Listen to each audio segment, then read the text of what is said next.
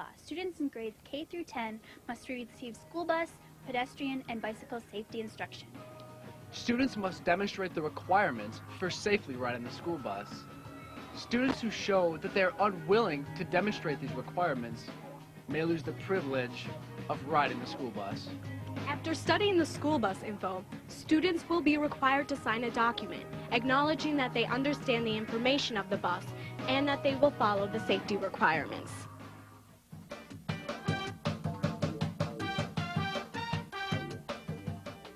A privilege is something which you receive as a special benefit.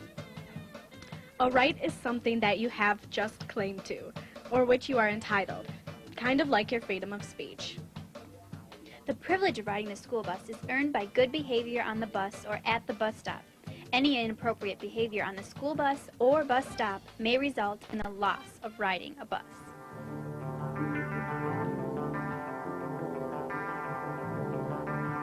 The school day begins at the bus stop and continues through the end of the bus ride home. District conduct and discipline policies that apply to the school buildings and grounds also apply to bus stops and buses. Also, state law makes you responsible for knowing and following these policies.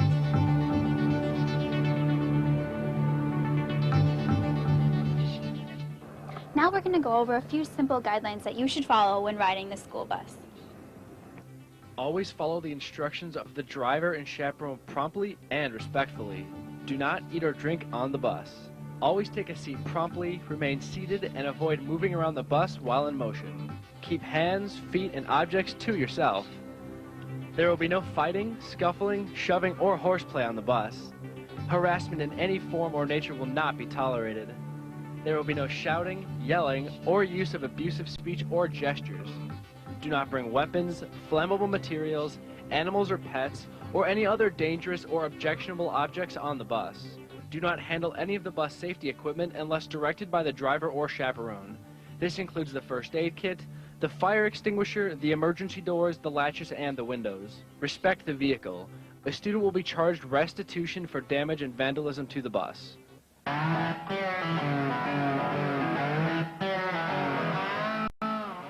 The danger zone is the area 10 feet in all directions around the bus.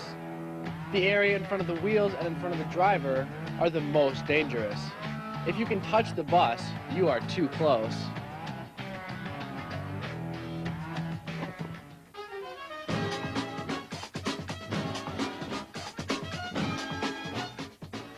Waiting for the bus to come in the morning may be boring, but here are some things to keep in mind. Get to your stop at least 5 minutes ahead of pickup time. Respect the property of others while waiting at the bus stop. And stay away from the street when waiting for the bus. When you are getting on the bus, keep these items in mind.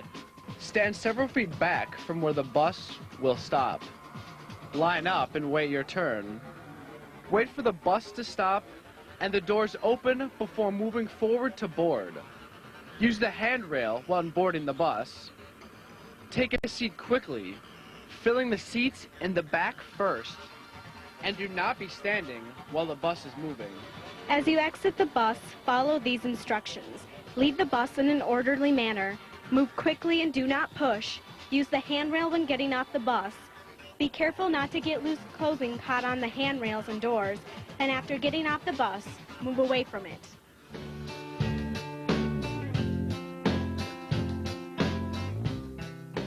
After you exit the school bus, move directly to the curb and out of the danger zone.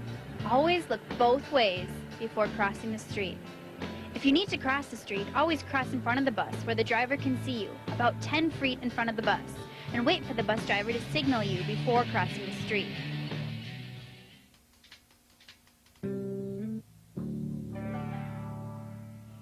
You will want to pay attention to the following instructions. You will have to participate in an emergency drill, just like this one we are going to show you. In an emergency, do the following. Leave your books and belongings on the bus. Be quiet and wait for instructions. Wait till it is your seat's turn to leave the bus. Keep your feet out of the aisle and exit seat by seat, alternating each side. Remember to duck when you're going out the back.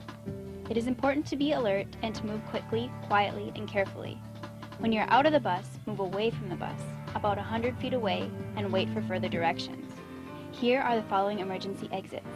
The front door, the rear door, and on some buses, even the side door or wheelchair lift. Side windows in the windshields can be kicked out with a foot. There are also roof hatches when available.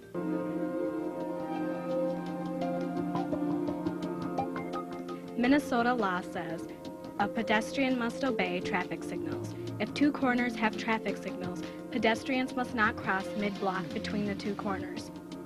A pedestrian has the right-of-way in a crosswalk with no traffic signals, but a pedestrian must never step into a vehicle's path when there is not sufficient time for the vehicle to yield. If crossing between intersections, a pedestrian must yield to all vehicles.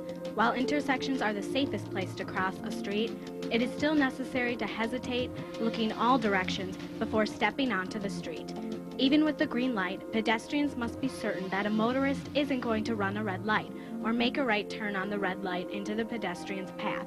Pedestrians must always be careful and pay attention to all motorists. Minnesota law also prohibits pedestrians from walking on the street if a sidewalk is available, and requires pedestrians to walk on the left, facing the traffic when walking on a roadway.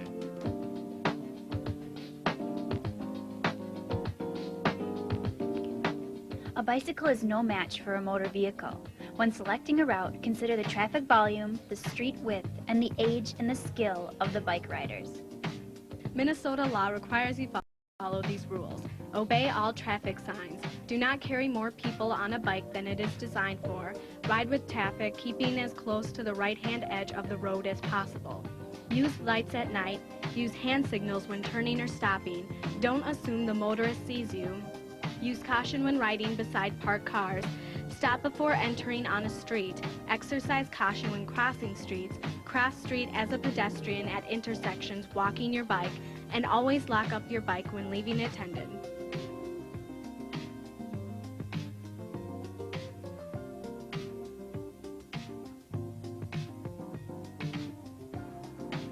Within the next week or so, you will be participating in a bus safety evacuation drill.